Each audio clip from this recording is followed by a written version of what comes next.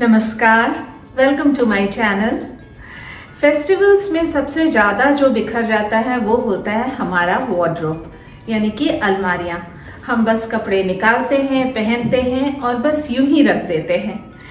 और अब चूँकि मौसम भी बदल रहा है, सर्दियाँ शुरू होने वाली हैं, तो क्लोजेट को थोड़ा सा ऑर्गेनाइज कर लेना चाहिए। लेकिन सबकी यही शिकायत रहती है कि क्लोजेट ऑर्गेनाइज तो हम सब करते हैं, बस केवल 15 दिन तक वो ऑर्गेनाइज रहता है और फिर वापस से बिखर जाता है। तो आज मैं बताऊंगी कि वो कौन कौन सी गलतियां हम अगर अवॉइड करें तो हमारा वार्डरोब काफ़ी हद तक सजा संवरा व्यवस्थित रहेगा, और अगर बिखरता भी है तो उसे दोबारा रीऑर्गेनाइज करने में या व्यवस्थित करने में ज़्यादा समय नहीं लगेगा। तो चलिए शुरू करती हूँ। वार्डरोब ऑर्गेनाइज करने का सबसे बड़ा थंब रूल ये है कि किस कंपार्टमेंट में, किस सेक्शन में आपको कौन कौन से कपड़े रखने चाहिए। जैसे कि ये टॉप मोस्ट शेल्फ है और इसका डेप्थ बहुत ज़्यादा है और विड्थ भी अच्छा खासा है, और इसमें हैंगर्स नहीं हैं। तो यहाँ मैं उन कपड़ों को रखूँगी जो कि फोल्ड करके रखे जा सकते हैं। तो जो ड्राई क्लीन की हुई साड़ियाँ बिल्कुल अच्छे तरीके से पैक्ड हैं, उनको मैं यहाँ पर अरेंज करके रखूँगी। साड़ियों का फैशन कभी भी पुराना नहीं होता, इसलिए मैं अपनी सालों पुरानी साड़ियों को भी बहुत ही सहेज कर रखती हूँ। 2-3 बार पहनने के बाद मैं हर साड़ी को या तो ड्राई वॉश या फिर घर में खुद धोकर आयरन करके उसे पैक करके रखती हूँ। ये साड़ियाँ मैंने ड्राई वॉश कराई हैं और ये देखिए, ये इन्होंने कितने अच्छे तरीके से ड्राई वॉश किया है। एक भी सिलवट नहीं है, बिल्कुल पेपर फिनिश जैसी ये साड़ियाँ, जो कि इतने सालों पुरानी होने के बावजूद बिल्कुल नई जैसी दिख रही हैं। और इसका बॉर्डर भी रोलर की मदद से बिल्कुल स्ट्रेट आयरन किया गया है, कहीं भी कोई फोल्ड नहीं है। जो एक्सक्लूसिव पार्टी वेयर साड़ीज़ होती है, उन्हें 2-3 बार पहनने के बाद बिना धोए रखने की गलती कभी ना करें। और दूसरी वजह ये है कि ये जो कि टॉप मोस्ट है, तो यहाँ तक इजीली हाथ पहुँचना थोड़ा मुश्किल होता है मेरे लिए। तो मैं इस वजह से यहाँ उन साड़ियों को रखूँगी जो कि मैं ओकेजनली पहनती हूँ।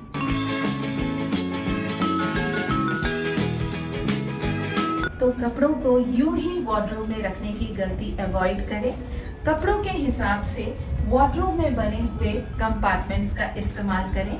ऐसा करने से आप रीऑर्गेनाइजेशन को काफ़ी दिनों तक टाल सकती हैं, और जब रीऑर्गेनाइजेशन करने बैठती हैं तब भी आपको ज़्यादा समय या मेहनत नहीं लगेगी। इसके नीचे वाले कंपार्टमेंट में जहाँ की हैंगिंग रॉड दिया गया है, वहाँ मैं अपनी हल्की फुल्की साड़ियों को इस तरह से डबल फोल्ड करके रखती हूँ ताकि नीचे का स्पेस यूटिलाइज कर सकूं। और दूसरे साइड में मैंने कुछ अपने पार्टी वेयर्स को सिंगल फोल्ड करके हैंग किया है। और यहाँ ध्यान देने वाली बात यह है कि जो सिंथेटिक शिफॉन की साड़ियाँ हैं, उसको मैंने आखिरी में रखा है ताकि बाकी साड़ियों को निकालते या रखते वक्त ये फिसल कर गिरे ना। साड़ियाँ बेशक कितनी भी महंगी क्यों ना हो, लेकिन अगर आपको वो पसंद नहीं है तो आप उन्हें कभी नहीं पहनेंगी, तो उसे संभाल कर रखने की ज़रूरत बिल्कुल नहीं है, तुरंत हटा देना चाहिए।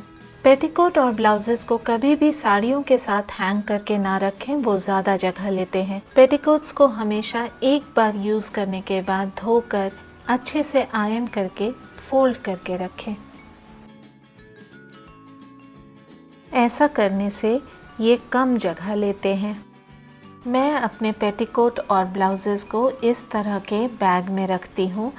ये बैग्स अमेज़ॉन पे अलग अलग डिज़ाइन और पैटर्न में मिल जाते हैं। इसका लिंक मैं नीचे डिस्क्रिप्शन बॉक्स में रख दूँगी, आप चेक कर सकती हैं। और ये काफ़ी फ्लेक्सिबल होता है, इसमें बहुत सारे कपड़े अट जाते हैं। तो पेटीकोट ब्लाउजेस के अलावा आप इसमें शॉल, स्वेटर्स, जो सीजनल कपड़े होते हैं, इनमें रखकर स्टोर कर सकती हैं। और यहाँ साइड में अभी भी जगह है, तो इनमें मैं जो सैटिन वाले पेटीकोट्स होते हैं उनको यहाँ साइड में इस तरह से रखूँगी।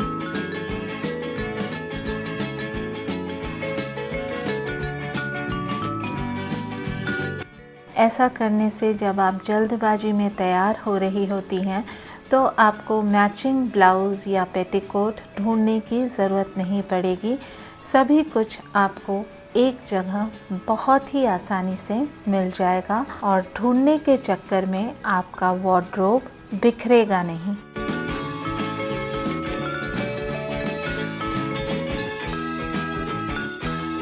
ऐसे कपड़े जिन्हें आप रेगुलर बेसिस पे डेली यूज़ नहीं करती हैं, उन्हें शेल्फ पर खुले तरीके से नहीं रखना चाहिए, वो बहुत जल्दी बिखर जाते हैं।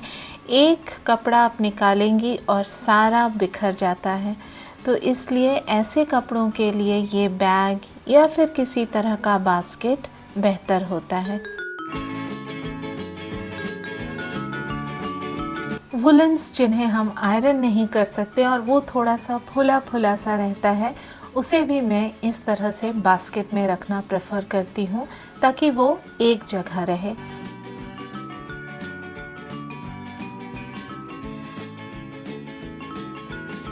और चूँकि अभी सर्दियों का मौसम चल रहा है तो थोड़े ज़्यादा वुलन्स बाहर हैं, तो ये जो बास्केट है इसका ढक्कन पूरी तरह से बैठ नहीं रहा है, तो इसके ऊपर भी शॉल, मफलर वगैरह रखा जा सकता है। नहीं तो इस बास्केट को इस ढक्कन के नीचे रखकर इस तरह से ऑर्गेनाइज करके रखा जा सकता है।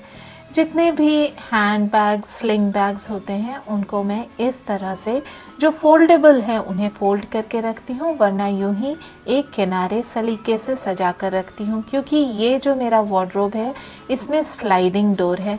अगर आपके डोर वाले वार्डरोब में इस तरह के हुक्स हैं तो आप डोर में भी हैंग करके रख सकती हैं।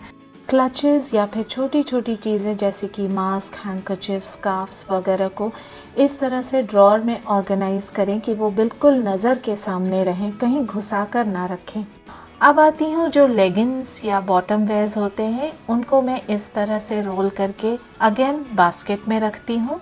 अलग अलग बास्केट में अलग अलग लेगिंग्स रहते हैं और जो ट्राउज़र्स हैं उनको इस तरह से डबल फोल्ड करके हैंगर में हैंग करके रखती हूँ। जैकेट्स को भी हैंगर में हैंग करके रखने से इजी रहता है उसे निकालने और रखने में, क्योंकि इन्हें फोल्ड करके नहीं रखा जा सकता है। तो ये देखिए, इन सारी और ट्राउज़र्स को मैंने डबल फोल्ड किया तो नीचे काफ़ी जगह निकल आया, जहाँ की मैंने अपने लेगिंग्स वाले बास्केट को रखा है। त्योहारों के दौरान काफ़ी सारे नए कपड़ों की ख़रीदारी हुई है, तो जो पुराने वाले हैं उन्हें अब हटा दूंगी या उन्हें अब घर में पहनूंगी और बाकियों को फोल्ड करके इस तरह से एक के ऊपर एक रखूंगी। कुर्तों को हैंगर में हैंग करना अवॉइड करना चाहिए, क्योंकि उससे पूरा अलमीरा बहुत ही शैबी लुक देता है और बिखरा बिखरा सा लगता है, क्योंकि हर कुर्ते का डिज़ाइन और साइज़ अलग अलग होता है, तो उसे आप बिल्कुल अलाइन करके नहीं रख सकती।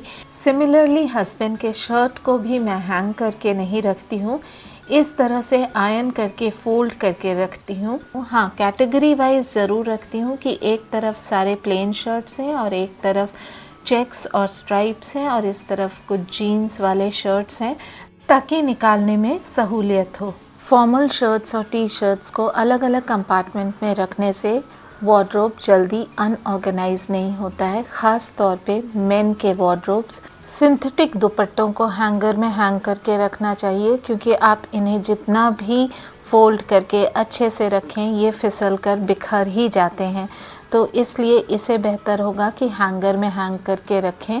और जो कॉटन के दुपट्टे होते हैं उन्हें बिल्कुल स्टार्च लगाकर अच्छे से आयरन करके इस तरह से फोल्ड करके सबसे नीचे वाले कंपार्टमेंट में रखती हूँ। और इस तरफ कुछ DIY किए हुए बास्केट्स हैं, उनमें मैंने कुछ ट्राउज़र्स और कुछ अपने वेस्टर्न आउटफिट्स रखे हैं। हमारे क्लोज़ेट को ऑर्गेनाइज रखने में हैंगर्स बहुत बड़ी भूमिका निभाते हैं, तो आइए अलग अलग तरीके के हैंगर्स के बारे में बात करती हूँ। तो इस तरह के हैंगर्स काफ़ी पॉपुलर हैं कि एक में मल्टीपल कपड़ों को आप हैंग करके रख सकती हैं, लेकिन इनमें कपड़ों को निकालने में या रखने में बड़ी परेशानी होती है और ये बहुत ज़्यादा कपड़ों का लोड नहीं ले पाता और टूट जाता है। ये एक दूसरे तरह का हैंगर है जिसमें कि आप जेंट्स ट्राउज़र्स हैंग करके रख सकती हैं, लेकिन ये भी फ़ीज़िबल नहीं है क्योंकि इसके बीच का जगह इतना कम है कि आप अलग अलग पैंट को यहाँ आसानी से ना तो रख पाएंगी और ना ही निकाल पाएंगी। मेंस ट्राउज़र्स के लिए इस तरह के हैंगर्स बेटर होते हैं जो कि स्ट्रॉन्ग होते हैं, ख़ास तौर पे जीन्स पैंट्स के लिए।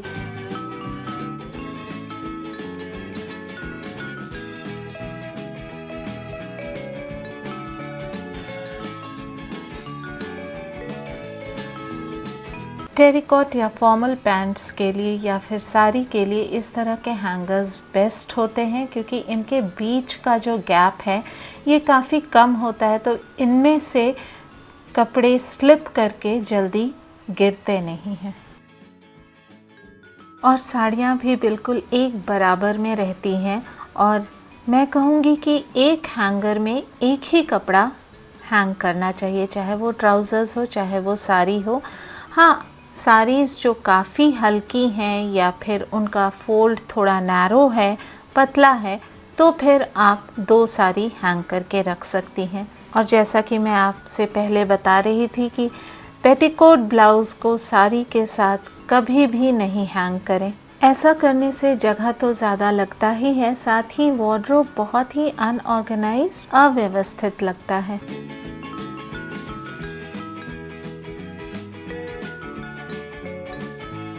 मेंस कोट या ब्लेज़र्स के लिए इस तरह के हैंगर्स परफेक्ट होते हैं, जहाँ कि आप अगर सूट हैंग कर रही हैं तो पैंट्स को भी हैंग किया जा सकता है और इस तरह के डिज़ाइन की वजह से कोट या ब्लेज़र स्लिप होकर नहीं गिरते हैं, अपनी जगह पर बिल्कुल अच्छे तरह से रहते हैं।